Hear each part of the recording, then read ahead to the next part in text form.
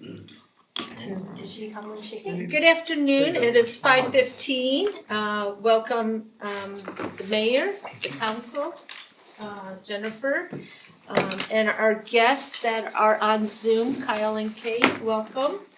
We need to excuse council member Paul Pickett. He is on business this next few days.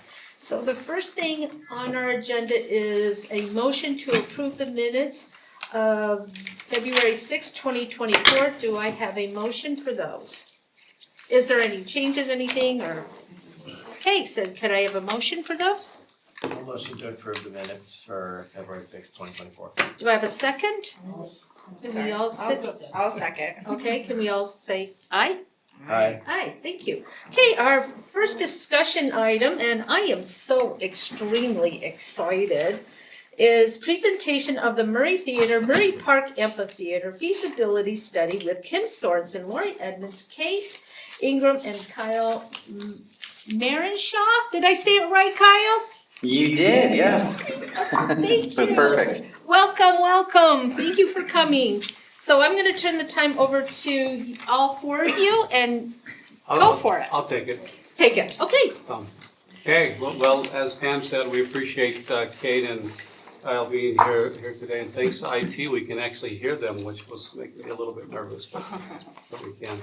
And then also, thanks to Pam Cotter. Pam was a key person as we produced this feasibility study over the last year or so, and she spent a lot of time. It took Kate and Kyle ran us ragged. They were ambitious, and I think you'll see that they've done a great job. So let me just tell you how we got to this point. A little over a year ago in a CLW meeting, we were talking about the Murray Theater and the future of the Murray Theater. And the conversation led us to understand that there was a lot of different ideas for the theater and a lot of different direction on where it should go and how it should be programmed and who it should serve. So the council recommended to Mayor Hells that we do a feasibility study on the theater. And as we talked about that, we decided to include the outdoor amphitheater as well. And after that meeting, Lori and I sat down with the mayor, and he gave us the okay and the direction to do that study. So here's what we wanted to do, and just to remind you, we wanted to better understand the market demand for programming and for the space in the new Murray Theater. And again, we added the Murray Park Amphitheater as well. We were given direction that we needed to include the artists that would use the theater and are currently using the amphitheater, arts organizations that were using the amphitheater and may use one or the other in the future, audience members, and then stakeholders, and of course including our residents. So with that information, Lori and I researched and surveyed who was out there that could do this type of a survey. We wanted the study to be somebody that knew what they were doing and could do it well.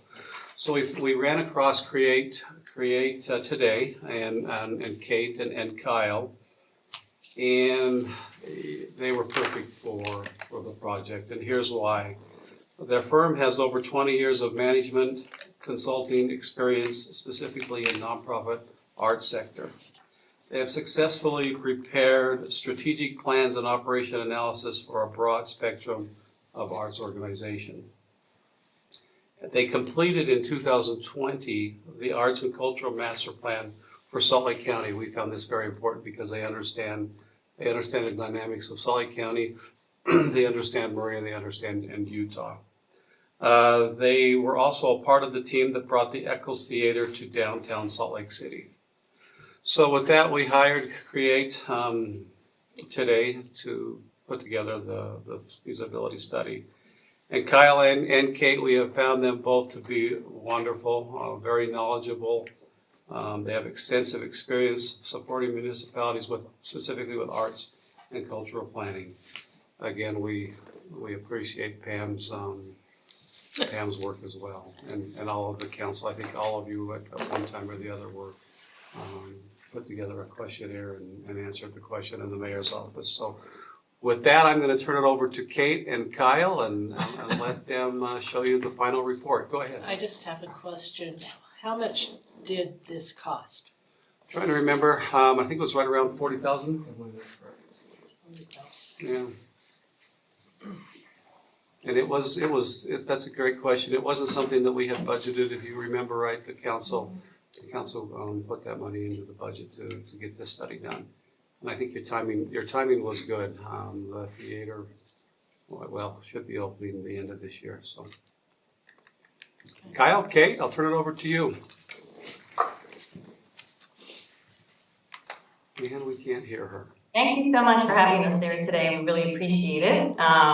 Look forward to coming into Murray to see the theater once it is completed. I'm going to go ahead and hand it over to my colleague Kyle to just start us off. Great, thanks Kate. Hi everyone, good afternoon, good evening. To start, I just wanted to give a little overview of the process that we conducted, along with the support from Pam, Kim, Lori, and some of the other great folks there at Murray. So our scope of work was divided into 3 distinct successive phases, each of which was really built upon one another so that we conducted a process that was extremely iterative. We were constantly learning and reflecting throughout so that we could make any sort of course corrections and again, really ground the work in the needs of the local community. So we started with listening, which was really all about building a solid foundation of understanding to help guide and support the subsequent phases of the work. We did a background review, a data file analysis of some of the data that was collected during the 2020 Salt Lake County Arts and Culture Master Plan. We also did a space use analysis where we engaged some expert theater consultants to review the architectural renderings of the Murray Theater and provide some specific feedback. We conducted stakeholder interviews and then looked at an environmental scan of not only of Murray, but of the regional Salt Lake County arts and culture sector so we could better understand Murray's role in the competitive landscape. We then turned to learning phase, which was at the point where we cast a wider net to ensure that we were gathering feedback from a broad swath of the local community, and not just, when I say local community, not just from Murrayites, but we wanted to also hear from neighboring communities because we know that that was going to be an important part of the business plan to bring in folks from outside of Murray to not only attend the amphitheater, but also the Murray Theater once it comes online. And in the learning phase, we conducted a community-wide survey. We conducted another survey that was specifically sent to artists and arts organizations, some of whom use Murray facilities currently or intend to use them in the future. And then we conducted focus groups with local residents to then test out some of the specific programming ideas that we had gleaned from the community survey and the artists and arts organization survey.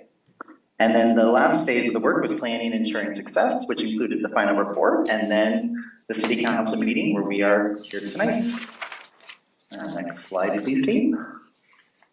Great, so I just wanted to give a quick overview because community feedback is such a critical part of the work that we do. Because again, we always wanted to ensure that we're listening to the needs of the community and that everything that we do is really grounded in community voice. So we wanted to make sure that the breadth of the work that we did, again, was listening to folks, was learning, and was really grounded in the local realities of not only Murray, but of the wider Salt Lake County. So these are just some high-level numbers of all of the different pieces of research that we did. Starting with the environmental scan, we looked at 36 local venues, both amphitheaters, so venues, again, that are sort of outside, as well as purpose-built, enclosed venues, both historical and some that were comparable to the Murray Theater, or the size of the Murray Theater. We conducted stakeholder and community interviews, which included 13 local individuals. We then looked at the community survey that I mentioned, and from that we collected a total of 466 responses, which we were incredibly excited about. It was a really high response rate. And of those 466, 337 of those responses were specifically from Murray residents. We did the Artists and Arts Organization survey next, and from that we connected with 23 different either organizations or individuals. You can see the breakdown there from arts organizations as well as individual artists. And then I mentioned earlier, some of those are Murray artists or Murray-based nonprofit arts organizations that either currently use the facilities right now or intend to maybe use the Murray Theater in the future. And then lastly, we conducted focus groups or mini interviews. And from that, we connected with 22 different community members across 4 different focus groups. And in those, we really tested out some of those different programming ideas that we wanted to better get, that we wanted to collect more specific and targeted feedback on. So really presenting a type of program and then asking for feedback on the particulars of that program. And then we also did those 5 mini interviews with different arts organizations to, again, better understand the feasibility of using the Murray Theater, what would really make for an exciting partnership, and what type of specifications would they be looking for if they were thinking about renting the Murray Theater in the future. And now I will turn back over to my colleague Kate. Thanks, Kyle. So from all of that listening that we did, we worked with the planning committee that was comprised of both community members, artists, Pam, city council members, and the task force, which primarily were the Murray City and Murray City Arts Council folks.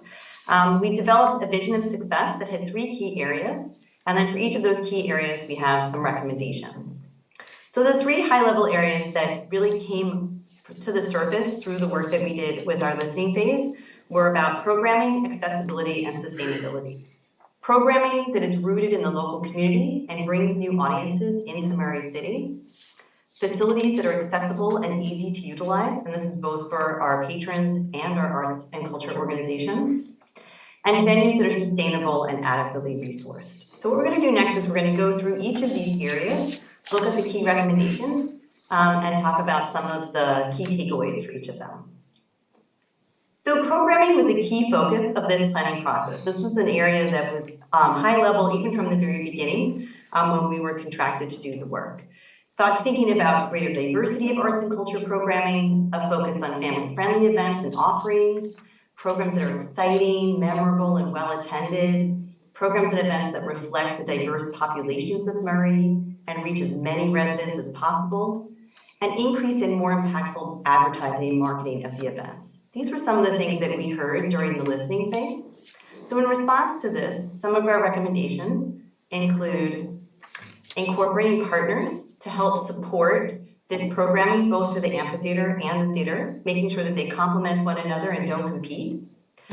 Working with Murray City to create a cohesive marketing strategy that really looks at both venues and all of the events and programming that's going on in the city. So that folks have one place to come and look for what's going on, and then also allowing that one centralized location to reach a broader and more diverse audience. Thinking about partnerships to support some of the programming opportunities that allow Murray City to extend the season, potentially, if the weather is appropriate and the space is suitable for those shoulder months. Looking at expanding into new or continued genres that already take place to help deepen the variety of programming at the renovated Murray Theater, so expanding and building upon what's already taking place at the amphitheater that we heard so much positive feedback about. And finally, offering consistent programming that's reliable, similar to the amphitheater, where folks know this is when it's going to be taking place, this is the quality and the content that I'm going to see, so that you can build both awareness and loyalty around programming. The next area we focused on was accessibility and affordability. Some of the feedback we heard was about the importance of affordable spaces and rental rates, with options for smaller and less established artists to access the spaces, either through some sort of grant support that comes from the city or comes from external resources. Spaces and venues that are easy to access and utilize, both for the residents coming into the facility and for rentals that are coming into the space and don't use it on a regular basis. Ensuring that the technical capabilities for a variety of users, such as film, dance, music, etc., can all comfortably be performed and take place at the Murray Theater. Many people were very excited at an expanded calendar of availability and excited already about what's going on at the amphitheater to see year-round options at the Murray Theater. And having affordable options to ensure greater accessibility. That doesn't mean that all of the program we do has to be affordable, but just offering a scale, right? So that there's price points for everyone. For folks with large families that want to come, and for one-off events that are perhaps more expensive, but really appreciated that quality of content will be coming into Murray. So for the recommendations, thinking about this pricing strategy that offers multiple price points so that visitors can engage with both venues, and understanding, right, that there's going to be events that are free and events that will be more expensive, just as there's a variety. I think folks are going to be very excited about that. Developing rental options at the Murray Theater that are flexible and affordable and responsive to the needs of our arts organizations that want to use the space. Making sure that all of the renovations and good work that's going into reopening the Murray Theater provide quality experiences both for our patrons and our artists. And this can include everything from the seating, the loading capabilities, and the technical capabilities of the space. Committing to providing easy and accessible ways for audiences to attend the programming at the Murray Theater. One of the largest pieces of feedback that we hear, and I would say this is pretty much all across the country, but particularly in Salt Lake County, is parking. Making sure that whatever the parking situation is well communicated and easy to maneuver through. And then finally, creating a feedback loop so that there's opportunities to listen and engage with community members and partners so that patrons feel welcome, they see themselves represented in the programming, and artists and arts organizations have an opportunity to provide feedback about technical capabilities and rental prices. And then the third recommendation is about creating a viable and sustainable arts and culture department, arts and culture offerings within Murray City. Folks want to see well-attended events that generate a loyal following and enthusiasm for the programming.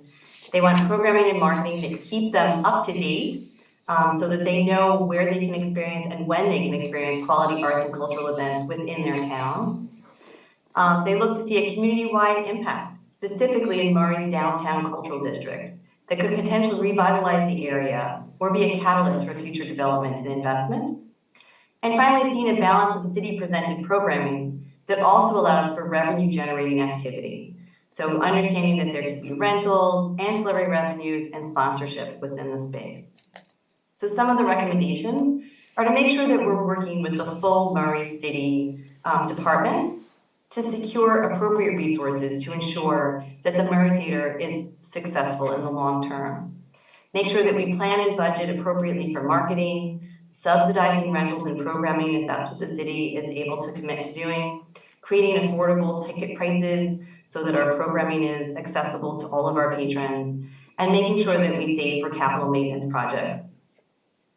Working again with the city, making sure that we establish the necessary working structures within the municipality to create this downtown cultural district that needs buy-in from safety and security, parks and recreation, downtown lighting, snow removal, all of those supports that we need to have from multiple city departments and community partners in order for our cultural district to be successful.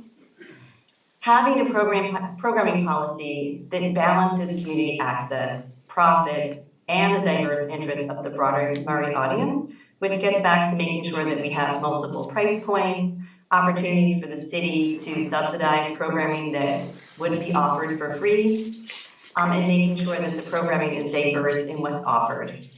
And then finally, exploring additional funding opportunities such as sponsorships, grants, and individual contributions to help support Murray Theater to make sure that it's accessible, viable, and sustainable for the long term. So those were our findings and our recommendations. We open up the floor to questions and any feedback that any of our planning committee members or task force members would like to share, add to the conversation.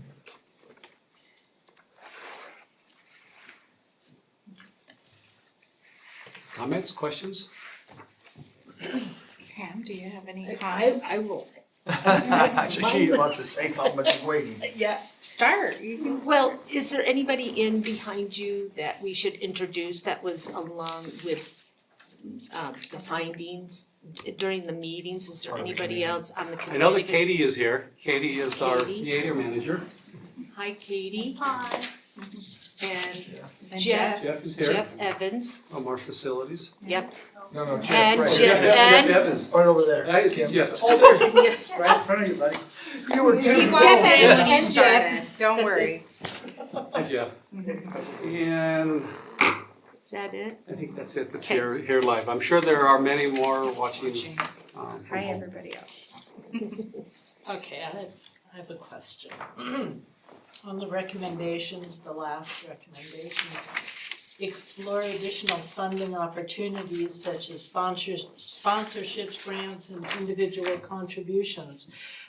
I mean, that's an obvious one, and we've been trying to do that. However, hasn't worked out so far, and my concern is, how do we do that? I mean, are there any specific ideas that you might have, funding sources that we might pursue, you know, those kinds of things? Because that's been a concern and an issue and a problem for us. Well, are you gonna say something, Kim, about that? Go ahead, Mayor. You're gonna say probably some of what I thought, we're thinking, but we haven't really been able to do that because we don't have a policy for that, and GL is working on a policy to get that written up so that we have the ability to be able to call credit unions, banks, whoever we wanna call, and get some funding. I've got a couple of people online that are wanting to support us, but we're waiting, we gotta have that policy first, so, and GL just got that a little while ago, so, I don't know, Mom? Is that something new that we didn't realize we needed? No, that is not something new. It's something that the city really hasn't put a lot of effort into sponsorship, just because that's been a policy decision over the years, as to not gain sponsorships for things like the 5K race, things like the theater, things like the amphitheater. We are finding that other cities are actually accepting sponsorships, I'll just say like a bank. The Diane Bank of Murray donates We're coming to you. $50,000 to the Wow. art series, and that does happen in other cities. So like the mayor mentioned, GL is putting together a sponsorship package or policy that we'll look at for all of Parks and Recreation, maybe all of the city. You did mention that we haven't been successful, and you're right. We did hire Pathways to do fundraising for the theater. We ran into COVID, and we ran into COVID. We started the package right before COVID. Started our fundraising package for the theater right before COVID, so that hurt us. And then we extended the agreement with Pathways for another year at no cost to the city. And what we found is that people then realized the theater was funded. And the large funders that were out there, because the theater's already funded, they're not willing to put in large amounts of money for the theater. So that was an issue as well. However, I will disagree that we haven't been real successful, because we did get $3.8 million grant from the TRCC money. We also did get some smaller grants for the theater. So I think How much have we got?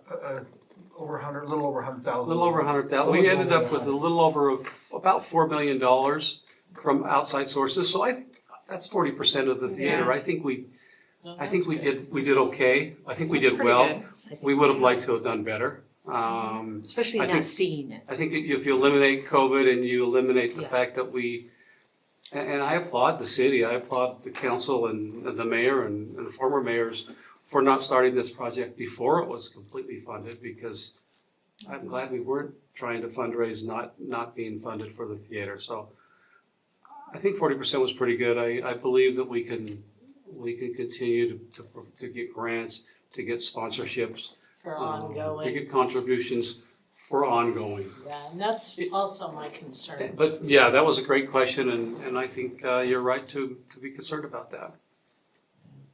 We could buy chairs in the theater. Well, and the Possibly. other thing, we're looking at policies right now, and and one of the thing is sustainability, and you're going to see some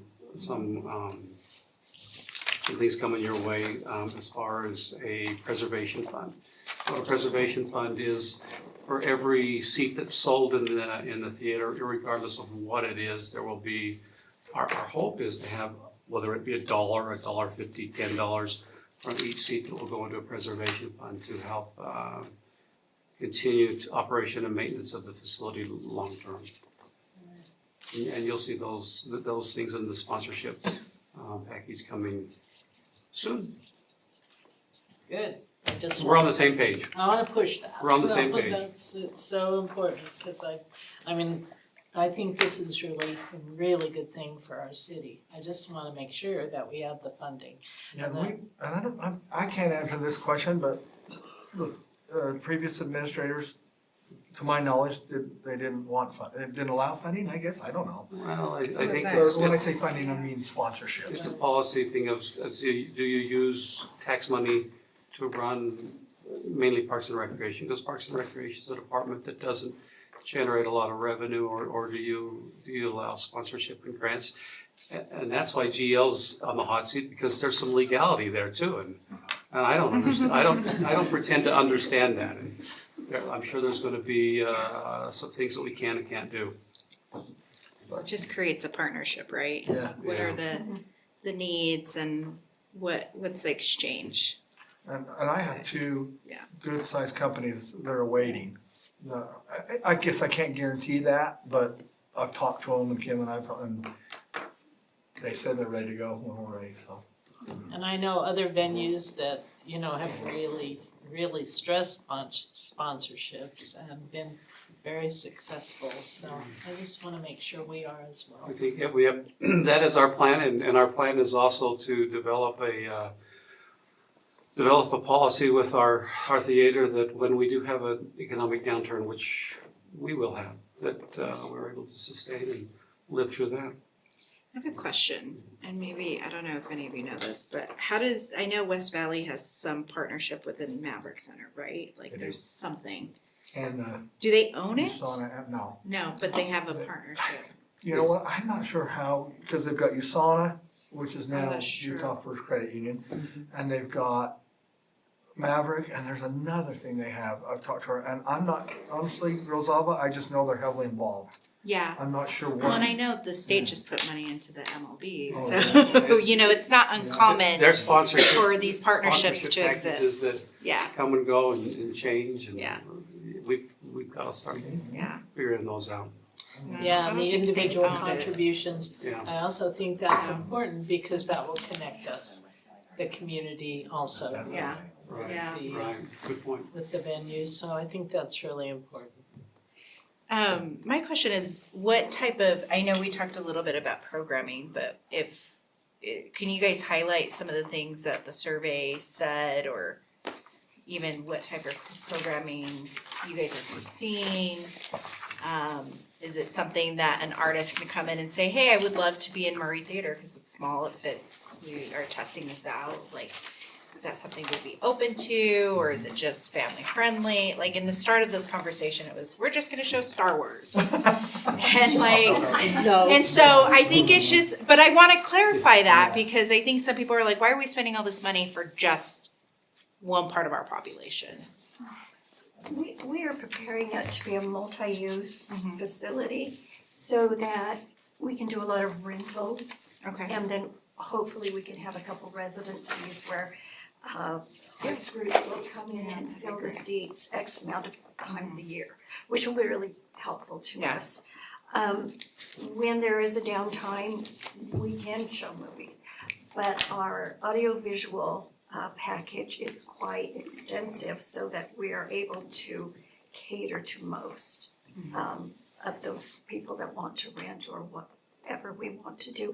Again, we don't want to compete with ourselves during the summertime. So that will be a little bit of a balancing act for Katie to figure out. But it can be done and it will be done and it will be done well. So there's just so many moving parts to Right. that.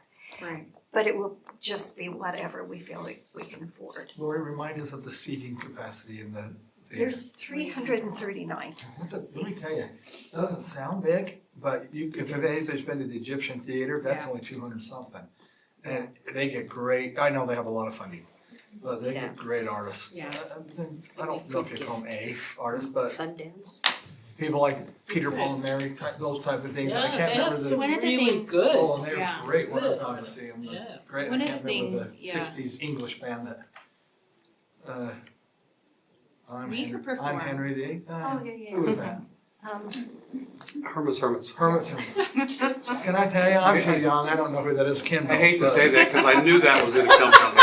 I swear, I've never heard of him. He has, so. Well, I also have a question, oh, sorry, my last question, sorry, Adam, is, a part of this, we currently are contracted with, our business is contracted with the Utah Opera. And one of the things that we're doing is we are providing meal, or just like a VIP lounge area food. And I don't know if that's something that you guys have thought of, like that a lounge area for those who are gonna be Yes. sponsored, if that's a part of the, We do have a lounge area, oh, go ahead. sorry. So the north room, that was Okay. the shoe place, whatever, is just sort of an open gallery that we can use for whatever needs to be. And we could host a small group of people if they wanted to have a small dinner or what, whatever that is. We've just put an RFP out for a concessionaire, and we're going to leave that Oh. to whoever we hire to run, so that that's not something, another That's big good. heavy burden that we have to worry about. Yeah, and I think, well, and I only bring this up because the way that they're structuring just even the VIP is they're using local businesses Mhm. outside of the concessionaire. Oh. And so that supports local businesses and they bring them in and there's this trade that happens. And there's a little kitchenette, so that way spectators who are whatever season holders, whatever you want, right? Yeah, sure. Are participating and they're getting this experience from local businesses, but it would be separate. And Interesting. anyways, we could talk more in detail, but I was curious about that because if we are gonna have sponsorships, that's also a level of VIP relationships that sometimes is kind of expected Sure. at that level, so. Yeah, when we can go into that later, once GL gets his work Well, no, done I with mean- us. I understand what you're saying, But- and but the this is theater sort of- design, yeah, yeah. we can do what you're Yeah. saying. Adam's Yeah, conversation. so that's all I have. Okay, Adam? Two questions. Number one, can we get the graph on page 10 larger? Can we get a vision of version Yeah. of that? I'd like to see how that's breaking down. You can send it to us at another point, but it's kind of small. Oh. And then second off, are we looking to get like a booking agent to get some of these things, or are we gonna do this in-house? We are hoping, can I say, we're hoping to have, to get a marketer of some sort. That will reach out, because you're gonna market the venue and you're gonna market the community, which is two separate parts to that. So it's really important to get somebody who understands that mindset and is able to reach out and work with artists. Or booking Which, agents. yeah, or a booking agent, yeah. I think we'll end up using some, I won't commit to this, but use something like Ticketmaster or something like that will come in, this person will bring in that kind of a stuff, and they, believe it or not, they have connections to things, to booking things. That might not be who we use, but somebody. Yeah, and that was also my concern is community relations, making sure that we have really good advertising and, to make sure, and I know that's addressed in here And as we're well. talking about that every day, really, we 'Cause talk that's about that every day. so We either have a person in-house that we'll hire to do that, or we'll hire a company to do Yeah, We'll talk more about that at budget time. yeah, that. that's great. And That's great. you must have got a hard copy? Yeah, Okay, we've got electronic, we can send it to you electronically and then you you can. probably have electronic in my email, that would require me to I look can't at see that details. with my glasses, yeah. Okay. And just to let the council know, I was asked to come on this feasibility with Kim and Laurie, because Kat Martinez Councilwoman Martinez had left to move on to another city estate. So then they asked me to come on board, and so that's how I have been on this. I just want to end by quoting from the survey that Kyle and Kate and Kim and Lori sent out. I thought it was very, very good. It really struck me hard, and I asked Kyle for this. here is the quote from the open-ended response for the demographic question on gender identity. I just want to quickly note that thank you for having the option for my gender. I selected above and for being able to select multiple options. This truly makes me feel safer as a Murray resident and proud to live here. So with that, thank you, everyone. It was a pleasure. Kate, Kyle, I loved our early morning Zoom meetings or late in the afternoons. It was really a pleasure to meet both of you. And I can't wait to see you both in person when the theater is open. Thank you for all your hard work. Kim, and Lori, and Kate, thank you for all your hard work. I really, really appreciate everything. Yeah, as you can see, I have many notes.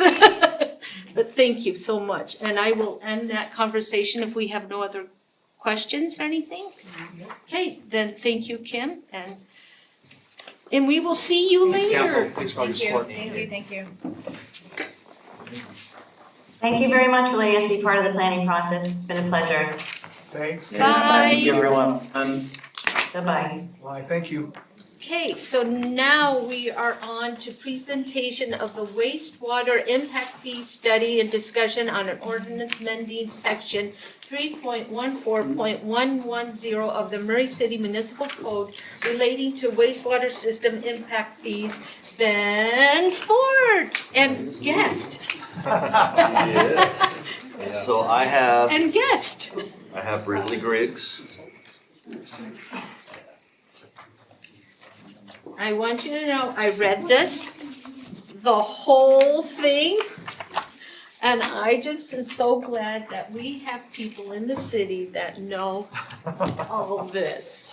Thank you, and how it works. I wish it was more clear to me, and I'm sure your presentation will be. Thank you. You know, Pam, we are really blessed to have people that are here today to be able to present those, because they know it like the back of their hand, which is nice. So, appreciate the time to present our impact fee study here. So this is Ridley Griggs with Hanson Allen Luce Engineers. There's two aspects to the impact fee study, the impact fee facilities plan, and then the impact fee analysis, which is the number side of things. So Ridley did the impact fee facilities plan. So in order to try and kind of attempt, we realize there's a lot of information here to try and keep this as high level as possible, I guess. We did a PowerPoint to kind of summarize everything. Feel free to ask questions as we go and we'll do our best to explain everything. I have a question. So in here you showed us where we have all the system, the wastewater system, but you've left out a portion of Murray as well, the east part. And so that is either Cottonwood Improvement or Mount Olympus, Yes, so, correct? yep, we are gonna touch on kind of what the study encompasses and kind of where the borders of our system, Cottonwoods and Mount Olympus is. Okay, Yep. I just wanted to make sure that you were gonna do that. I figured you would, but Absolutely.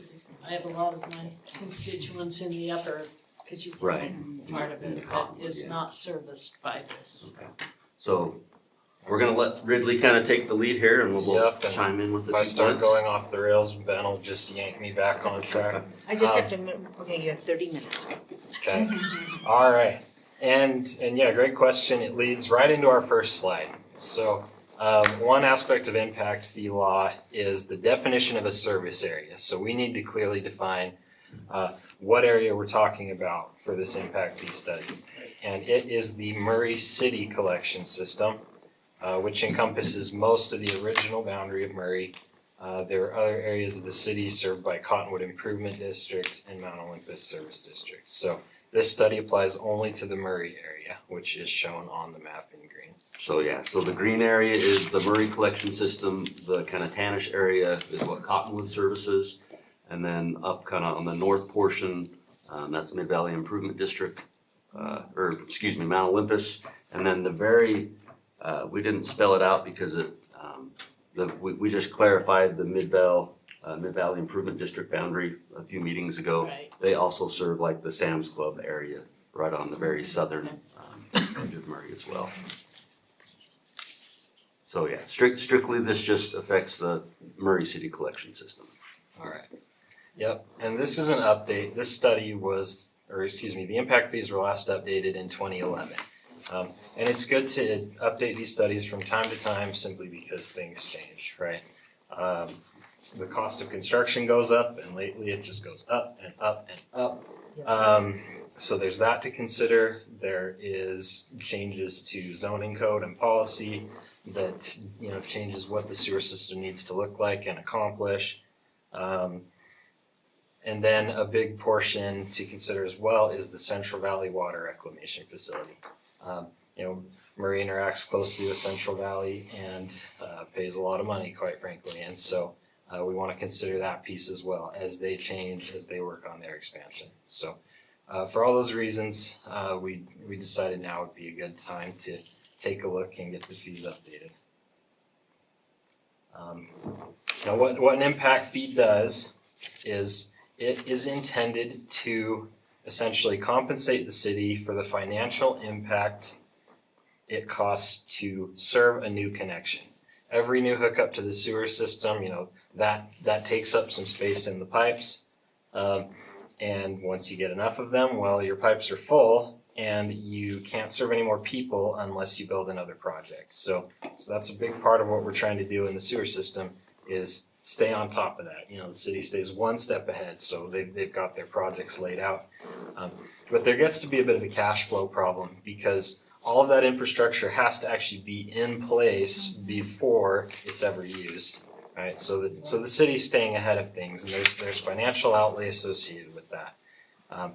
And so when the development comes, we charge an impact fee, and we're essentially paying the city back for the cost that they fronted, essentially. And we know that through our land use code, right? In our future land use map, where we would put these Correct. developments So in. all of the numbers in this impact fee are based off of our 2021 master plan.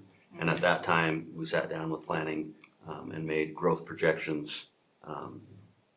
So the impact fee only covers a 10-year growth period, but the master plan is a more larger encompassing document. That's a 30-year outlook, basically. We're looking that far into the future. So. Yeah, and the big picture goal of an impact fee is to be fair to the developers and fair to the citizens. You know, it's not fair to charge the developers for stuff that benefits existing customers, but it's also not fair to charge the existing residents to fund that new development. So the impact fee is about balancing out those considerations, and that's why it's spelled out so carefully in law, so everyone is satisfied. And the wording in the law is roughly proportionate and reasonably related. So we're trying to, again, strike that balance, just what the true cost actually is. And I know you don't know this, but I'm gonna ask it. Okay. I'm looking into a crystal ball. Could the legislatures get rid of this impact fee and put it on the city to take care of those fees? Or do you think the impact fees will always be there and we just have to do that balancing act? I'm just curious because being up there for the last couple of years. I hesitate to try and predict what the legislature I will know. do.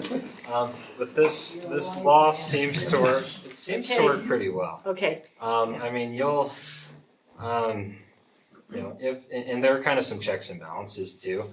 Like if we on the study side, if we were to get carried away and propose a fee that's too high, then the Right. developers will come in yeah, and they'll challenge it and they'll say, hey, you Yeah. know, this isn't fair and here's why, and we'll work it out. And so they're kind of a check on us, we're kind of a check on them, so yeah, it seems to work well and I hope it continues, so. me too.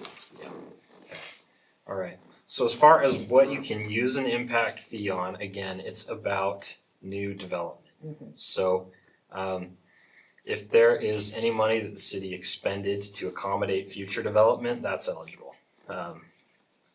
And I guess that's most of it. So yeah, existing capacity. So if the city 10 years ago put a pipe in and there's still capacity for future growth, then the city can be paid back for that. The city's also allowed to collect funds to plan for future projects that might be a few years We can't look way too far into the future, but it's basically a 10-year planning horizon. So, cost that cannot be included essentially is going to be anything that benefits the existing customers, the existing ratepayers. So operation and maintenance, that's not an impact fee cost. If the city's gotten behind and there's a deficiency that needs to be fixed, then that's kind of on the city, that's not on the developer, so we can't cure an existing deficiency. If the city gets a grant and there's funding from another source, so you can't include that in the impact fee because they didn't really expend it in the first place.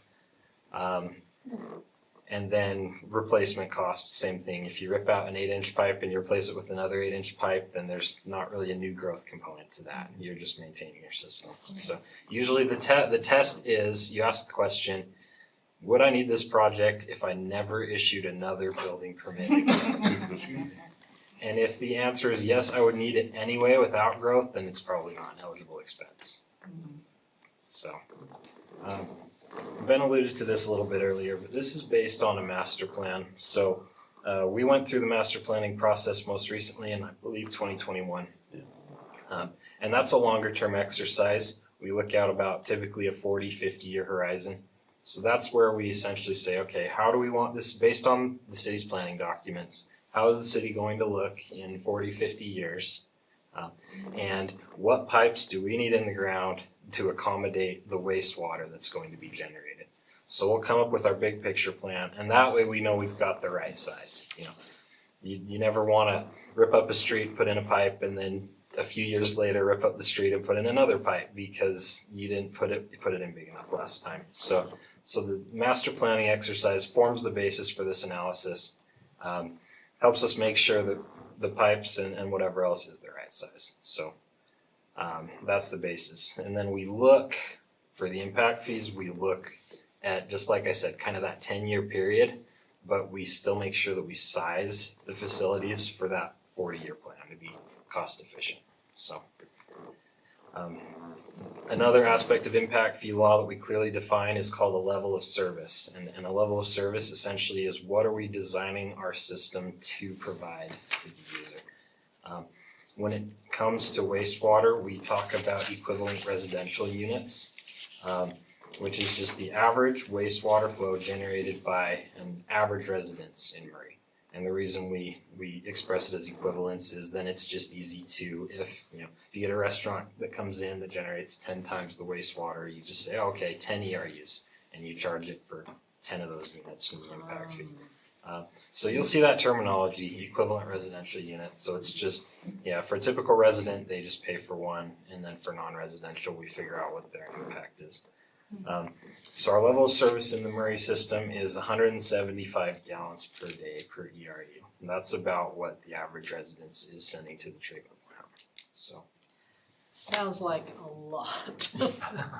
175 gallons. Yeah, and there's some safety built in there. Besides just what the customer sends, that's and I shouldn't say that's probably less of an average and probably more of a peak, right? We have to design the system to accommodate the high flow, not the average flow. So that might be a particularly, Super Bowl Sunday kind of day perhaps, or and then you also get groundwater that seeps in a little bit. Stormwater can seep in through manhole covers, and they work really hard to keep that to a minimum, but it's something you'll never get rid of. So compared to other cities, that average. Pretty typical, I would say, and it depends on the age of the city too. So like I could tell you Vineyard, for example, which Vineyard's an interesting case because it basically didn't exist before 2010. Vineyard, we see about 140, 150 gallons per day. They tend to have some bigger households than I think Murray does, but yeah, they everybody has high efficiency fixtures and so, and then on the higher side, 180, 190, 200, 210 I've seen in some older systems. So kind of middle of the road, trending slightly high, but again, I think that's a function of the age of the city. So, So one fun part of this job is we have to try and predict the future, right? It's the Crystal ball. always and so we look at population growth data, we look at growth trends in the city, we look at plan development, what's coming, and again, we define a 10-year planning horizon for our near term, that's what impact fee law allows us to do.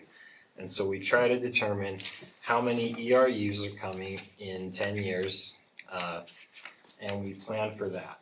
And then we identify the projects that are needed to support the growth in that time horizon, and those are the projects that make it into the impact fee. So we've projected in the next 10 years approximately 3,400 additional ERUs coming to Murray, just based on, again, trends and development concepts and all those factors, So you gave us, in the packet, you gave us 2 different ARU predictions. Oh boy, is that One typo? says the master plan's adding 31,000, is that a 30-year plan? So that That's- master plan is the that's like long the range. build out. Yeah, that's Okay, that's Cause I'm complete. it's assuming we max out all of our densities Right, throughout the city. and that's everything built out to max density, Okay. max ERUs per acre. Yeah. So if we don't do that, how does that impact these impact fees, if we don't build out to max?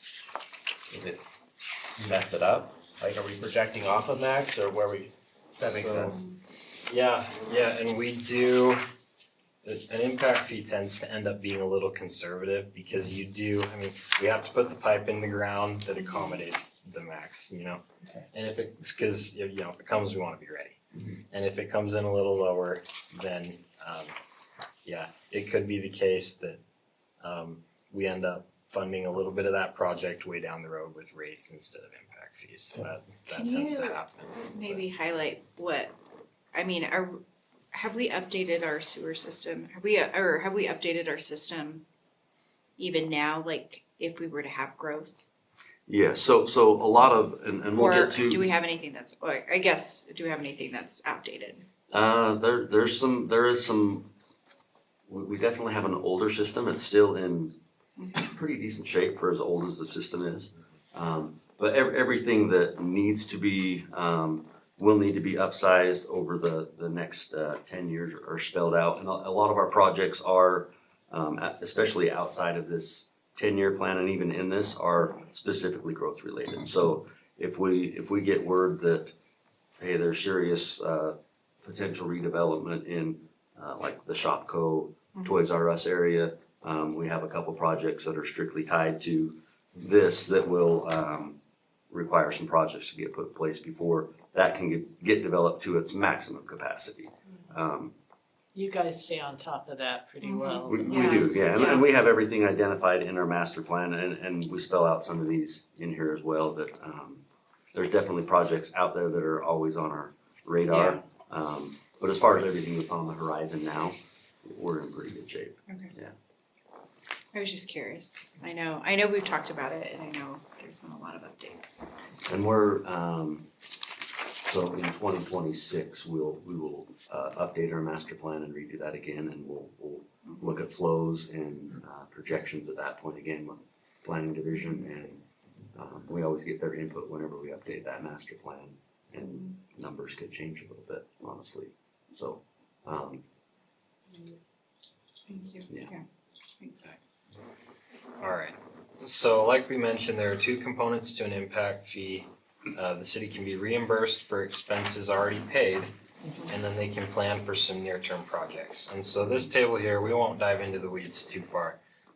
But these are projects that the city installed that included a component to accommodate future growth. So there is a portion of the impact fee that will reimburse the city for these projects. Say that again? So when the impact fee comes in, there's a Yeah. piece of it Yep, that pays the city back Yep. for money Got it. already expended. okay. Okay. And then this table, we identified 4 projects that will be necessary, 4 pipeline projects that will be necessary to stay ahead of the growth and provide proper capacity. So this table lists those and their costs as well. And a couple of these are like that direct, the State Street area. Okay, and then Central Valley, another big piece of the puzzle here. And again, a lot of numbers here, I'll try to not dive too deep into the weeds. But Central Valley for their expansion project is spending roughly $311 million. Murray is responsible for about 7.2% of that flow. So, and then Murray has an associated capacity, with the money they pay, they have a certain amount of flow reserved, enough for about 14,000 ERUs. So, we consider that. Let's see. Yeah, so this is just another way to kind of explain how many ERUs are owned under, there's the current rate, there is the design capacity of the old plant, and then there's the design capacity of the upgrade, and then there were the bonds paid. So I don't know how much more. That's Yeah. good on that. Okay, so that's an overview of the impact fee facilities. So I worked on the impact fee facilities plan, worked all these numbers out. And then our other team member on this project was Zion's Public Finance. We enjoy working with them, we've worked with them a lot.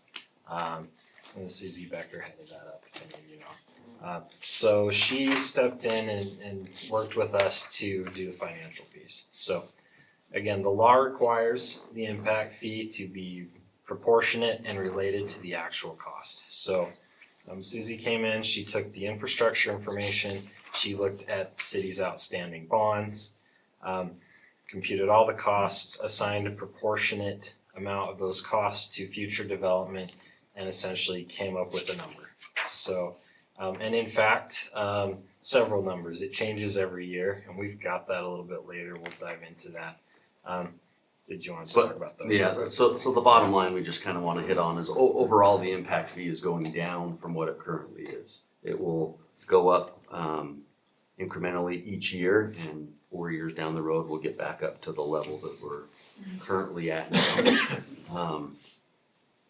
So here is, and I just want to kind of give a special thank to GL and Mark on this code change. Mark did a lot of work and a lot of back and forth between myself and him, making sure this was right and it reads right. And but the bottom line here, so we're going down from 1372 to 1202 on a standard 1-inch meter for a household. So the majority of households, a 1-inch meter is more than serviceable. That services the house.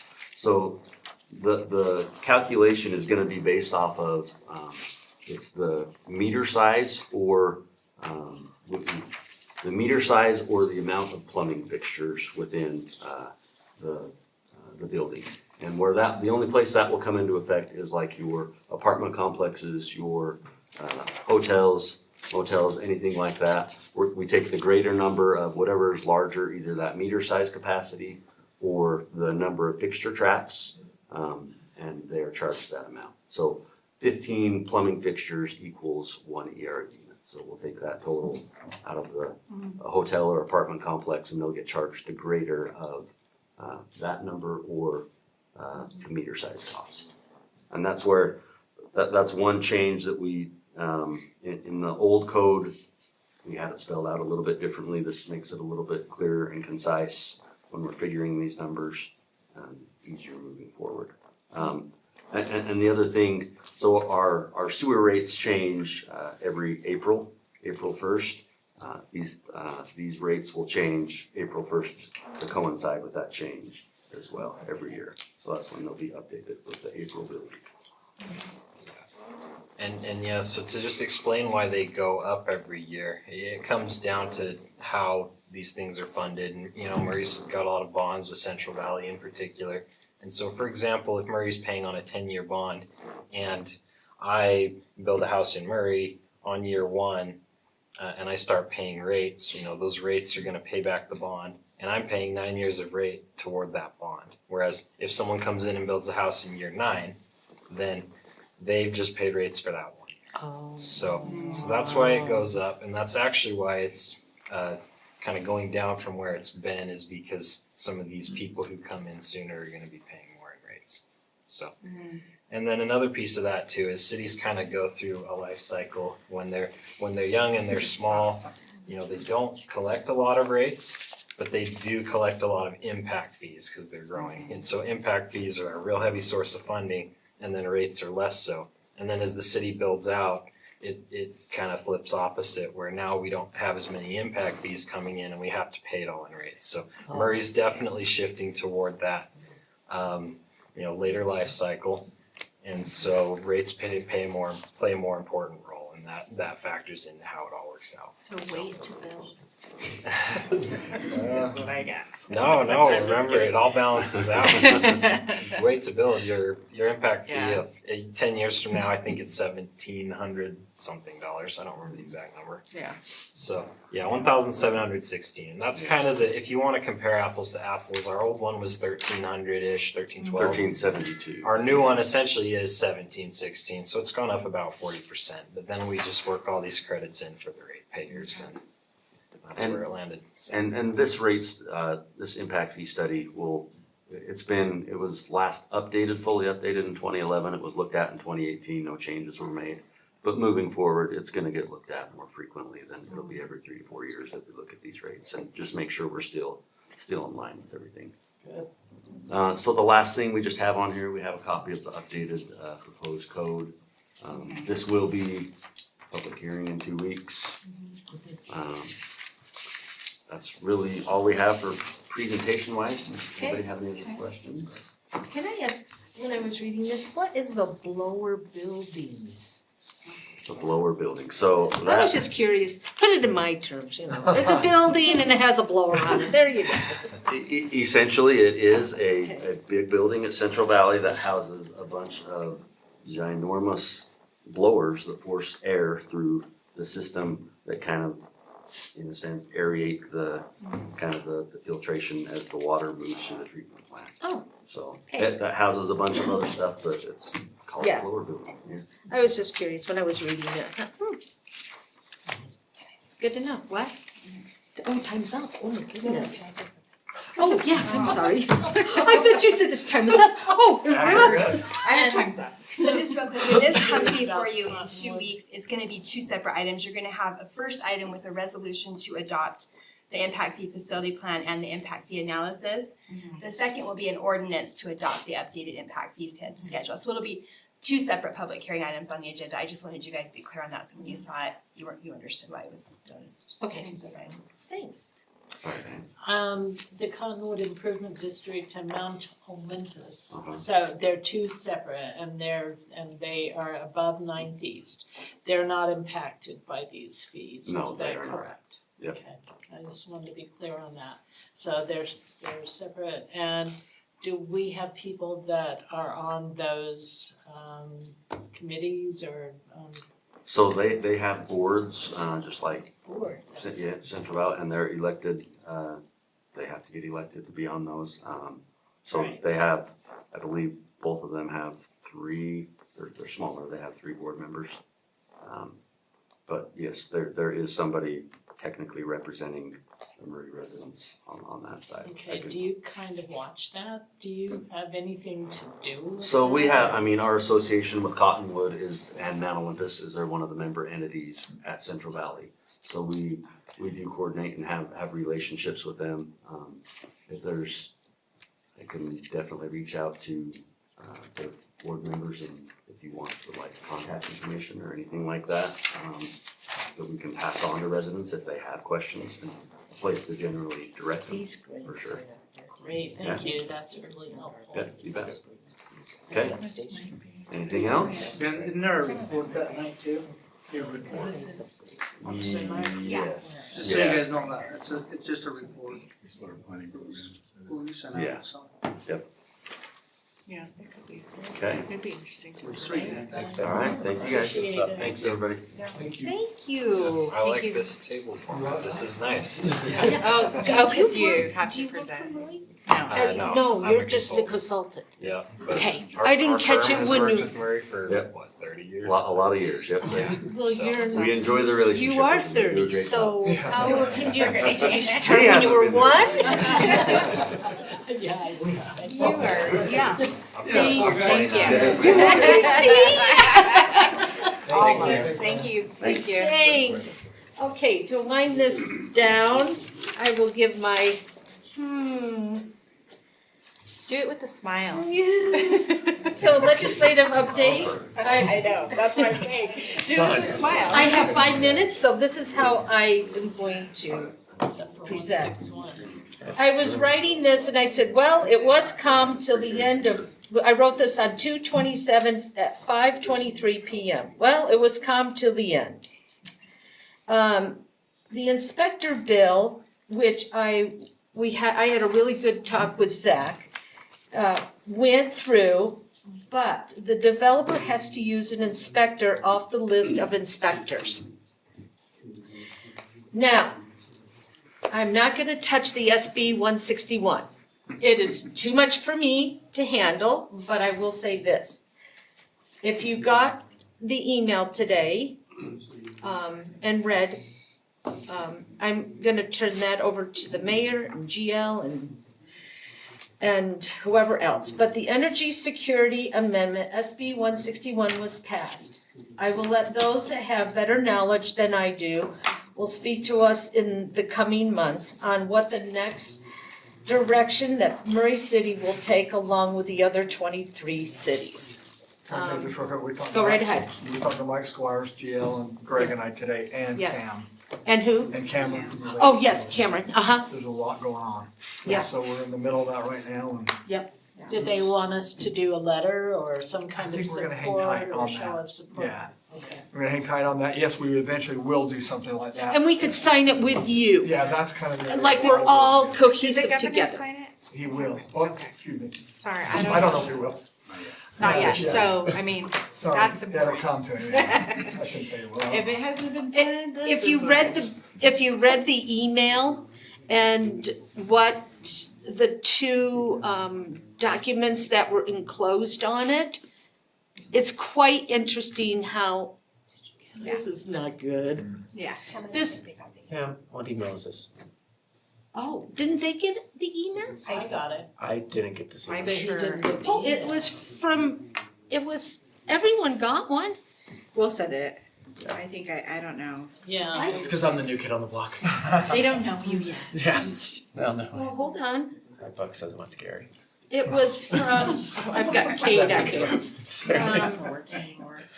But it, Oh, yeah. but I feel like it should go, be transferred over, maybe. Um, When did it come in, Pam? it came in this afternoon. We'll It look was at- from we'll look for it. We'll Caitlin, get it for him. Caitlin Portel. We'll deal with it later. Okay, Here, anyways, right here. so when you read her two little things, it was very eye-opening for me. And I thought, So I don't wanna muddy the water, and I'm gonna turn it over to the mayor and let him and his people handle this. But I feel, as a council person, I'm here to support the administration. I will bring water, food, pom-poms, and whatever else you need, so we can get this done. I sent it to you. And that Kate Bradshaw is amazing, amazing, amazing, so.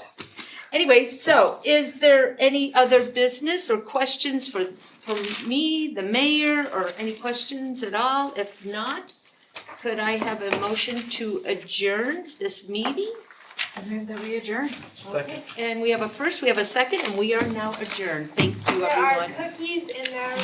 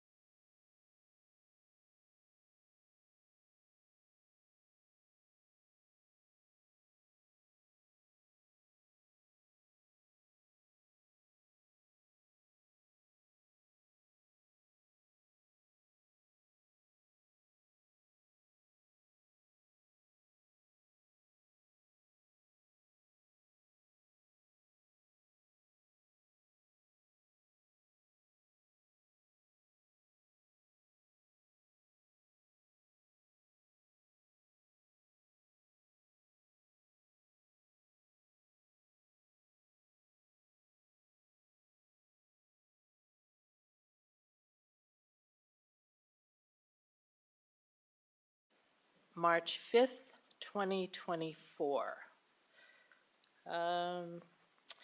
Let's see, we have all council members present with the exception of Councilmember Pickett, who is excused.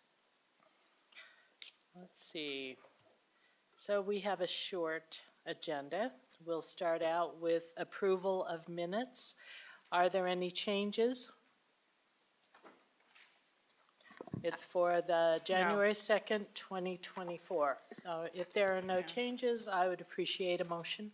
I move that we, oh my gosh,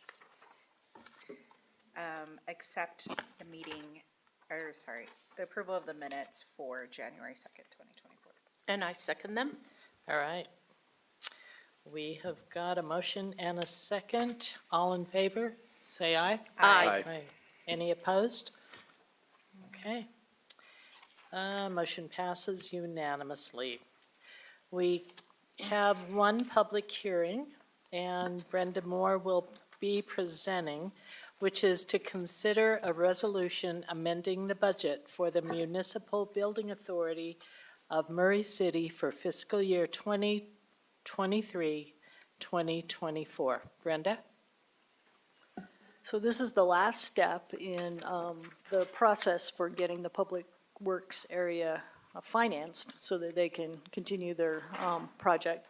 So we sold the bonds, and this budget opening is to record the revenue, which total proceeds on these bonds were $20,213,165, and then to put a construction deposit in of $20 million, so that would be the budget to build the facility. And then the cost of issuance was $213,165. We did sell these bonds at a premium, so even though we have a $20 million construction deposit, the bonds issued were only $18,860,000. So we have a good credit, so we sell these things at a premium. And that works well for our ratepayers and our taxpayers as we repay these bonds. And the true interest cost of these was 3.858%. So that's pretty good, less than 4%. 3.858%. That's great. So 3.8%. So the public hearing, the bond, or the ordinance is just to put those three things into the budget. And that's all I have. Any questions? None. No questions. Since this is a public hearing, I will open it to hear if there are any public comments. Seeing none, I will close the public hearing and put it to the council for a motion. Okay.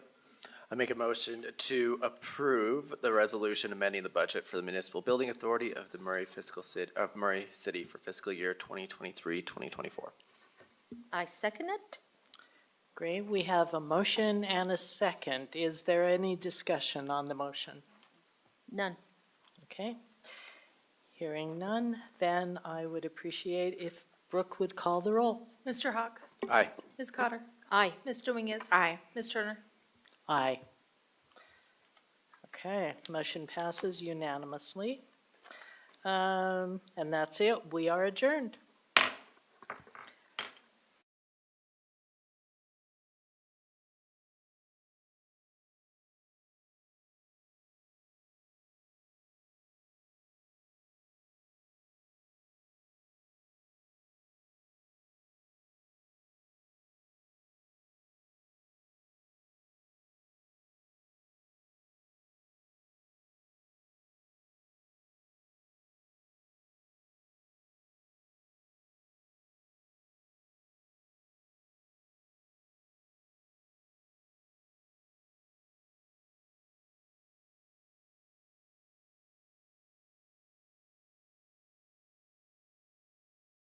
Okay, I would like to welcome everybody out to our city council meeting for March 5th, 2024.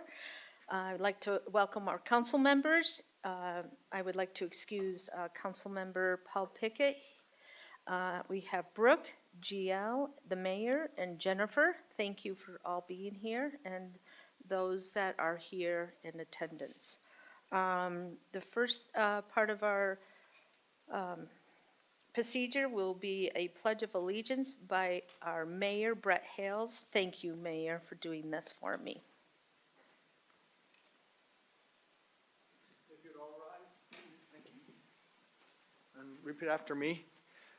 I pledge allegiance to the flag of the United States of America and to the republic for which it stands, one nation, under God, indivisible, with liberty and justice for all. Thank you. Thank you, Mayor. Okay, so we need to have the minutes to be approved. Was there any corrections, questions, or comments or actions on the minutes to be approved by the council? No? Okay, then I will, if there was none, then I will take a motion to approve the minutes. I will make a motion to approve special council meeting minutes of February 13th, 2024. I have a first Second. and we have a second. Thank you. We can do a voice vote. Is that okay? Or do you want, Either way. Brooke, will you call a? Ms. Dominguez. Aye. Ms. Turner. Aye. Mr. Hawk. Aye. Ms. Cotter. Aye. So, that being done, thank you so very much, council. I appreciate that action. We are now on to, well, there's no special recognition. We are on to citizen comments. Comments will be limited to 3 minutes. Step to the microphone, state your name and city of residence, and fill out the required form that our Patty Johnson has on the clipboard. So I will turn it over to citizen comments now.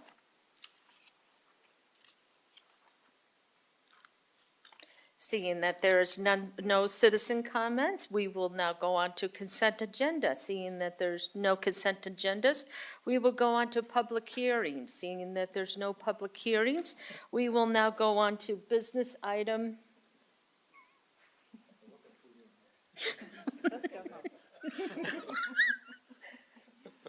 Wait a minute, please. We will go on to business item number 1, is to consider a resolution amending and restating the Murray City Council travel policy. Our wonderful Jennifer Kennedy is presenting. Oh, there you are. Thank you. You're welcome. So this was at the direction of a few of the council members. Basically, these changes in our travel policy include taking out the allocated dollar amount for individual council members can spend on travel during a fiscal year. And I updated the list of conferences council members may attend, including an option that says other conferences and trainings available to council members. If you guys feel there's something that's not on the list that's good for you as a council member to attend, you would be welcome to attend that. And I can answer any questions you have. Jennifer, can you go over what we did during COVID and how we didn't end up traveling and how this is not like a free-for-all, but we know when we need to. Correct. So you hone it do in. have, during your budget time, you do have a budget for the council office that you have to stay within for travel. If we were to exceed that, or we would need additional funds, you would have to go before the public in a public hearing to request additional funds. Although I was not in this position during actual 2020, travel, we weren't traveling during 2020. There were some online conferences, but basically there was no travel during COVID for the most part. Great, thank you. Okay, is there any questions by the council? Okay, then I will entertain a motion from the council on this business item. I will make a motion to adopt the resolution amending and restating the Murray City Council travel policy. I will second that. Okay, is there any discussions on that? None? Okay, so, let me make sure I did get this right. Seeing there is none, I will entertain a motion. We have, so we have Diane and we got, okay. Well, myself. I did the Rosalba, second. so, Ms. thank you. Dominguez. Aye. Ms. Turner. Aye. Mr. Hawk. Aye. Ms. Cotter. Aye. Seeing that this has passed, all ayes, thank you. We are done with that item. We will now turn it over to the mayor's report, and if we have any questions for the mayor. I do not have anything to report. Do you have any questions for me? Be nice if you're gonna ask questions. How long did it take to get the tree down? You know what? They did it quickly. It was amazing. It was kind of cool. They got it down in who watched it, a day? And have it all organized and put away in the power department. So it's gonna be easy to build I'm one to talk. It'll be very easy. That's what I say to Cindy. Oh, it'll be easy for you, Cindy. So, yeah. Anyway, it came down quickly. Thank you. We're getting ready for the 2024 season. Do we have any other questions for the mayor? Okay, if we have no other questions, can I have a motion to adjourn? I motion to adjourn. Can I have a second? Second. We are adjourned.